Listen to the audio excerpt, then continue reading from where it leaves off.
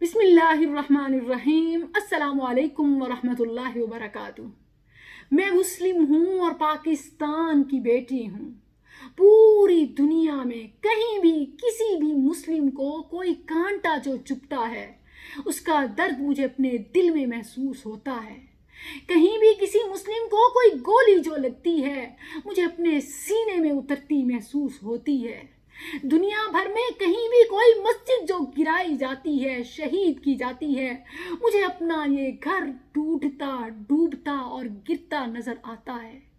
مگر اے مسجد اقصیٰ، میں شرمندہ ہوں کہ میں تیرے لیے کچھ نہ کر سکی، میں تجھے آزاد نہ کرا سکی۔ میں شرمندہ ہوں کیونکہ تو میری اس پاک اور آزاد سرزمین پر جو نہیں تھی۔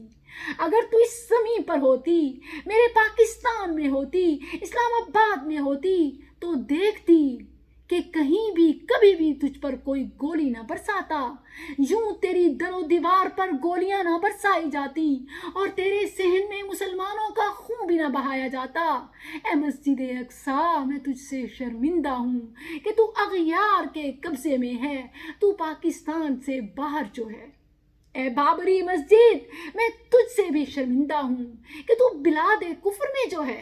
اگر تو پاکستان میں ہوتی، مسلمانوں کے دلوں گھروں میں اور زمین پر ہوتی، میری اس آزاد سرزمین پر، تو دیکھ لیتی کہ کوئی کبھی بھی تیری ایک اینٹ بھی نہ گراتا، تجھے یوں نہ ڈھایا جاتا اور ایسے نہ شہید کیا جاتا کہ صدیوں پرانی تیری تاریخ کو یوں زمین بوس نہ کیا جاتا۔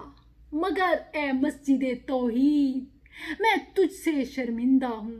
تیرے لیے تو میرے پاس الفاظ بھی نہیں ہیں کہ میں کیسے اپنی شرمندگی کا مداوع کروں، کیسے احتجاج کروں کہ تو میری پاک اور آزاد سرزمین پر تھی، اسلام کے نام پر لیے جانے والے ملک اور اسلام کے نام پر آباد ہونے والی بستی اسلام آباد میں تھی۔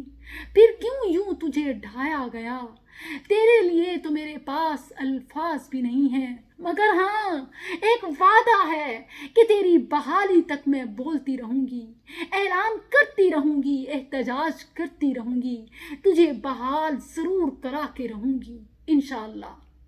مگر بتائیے کہ میں کشمیر کے ان بچوں کو کیا جواب دوں کہ روز جن کے سامنے ان کے کبھی اپنوں کو لیا جاتا ہے تو کبھی ماؤں کو لیا جاتا ہے، کبھی نانا کو اٹھایا جاتا ہے تو کبھی بابا کو اٹھایا جاتا ہے، کبھی تو ان کی اپنی روح تک نکال لی جاتی ہے۔ بتائیے کہ میں کشمیر کا مقدمہ کہاں اور کیسے لڑوں؟ ابھی کل نئے ہونے والے ظلم پر احتجاج کر رہی ہوں، شرمندہ ہوں۔ میرے پاس اس کے علاوہ اور کوئی آپشن نہیں ہے۔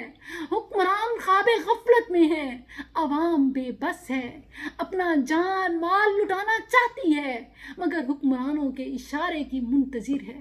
کیا کریں کہ ہم بے بس ہیں، ان کی اجازت کے بغیر ہم کچھ بھی نہیں کر سکتے۔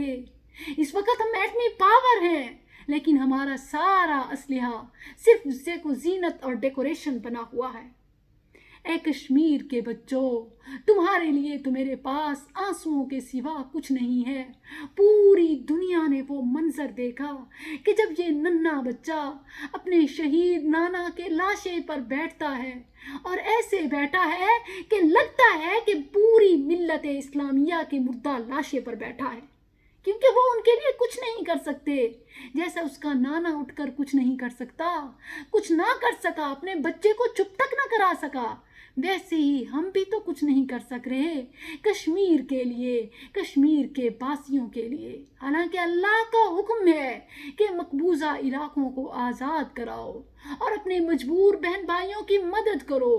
وَقَاتِلُوهُمْ وَمَا لَكُمْ لَا تُقَاتِلُونَ۔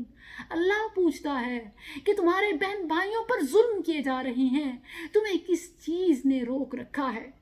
کل کی لائیو ویڈیو کے بعد مجھے احساس ہوا کہ میرے بھائی تیار ہیں، یہ اپنی جان مال لٹانا چاہتے ہیں۔